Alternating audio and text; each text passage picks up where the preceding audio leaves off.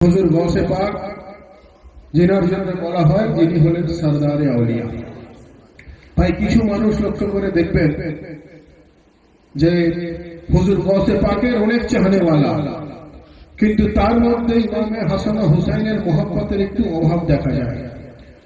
কিছু মানুষ লক্ষ্য করে দেখবেন হাসান ও হুসাইনের অনেক চাহনেওয়ালা, তার মধ্যে হুজুর গৌসে পাকের মোহাব্বতের অভাব দেখা দেয়। কিছু মানুষ আউলিয়া আল্লাহকে মোহাব্বত করনে वाला, কিন্তু মুহররম শরীফে তাজিয়াদারি করার সময় তার কিছু মোহাব্বতের অভাব দেখা দেয়।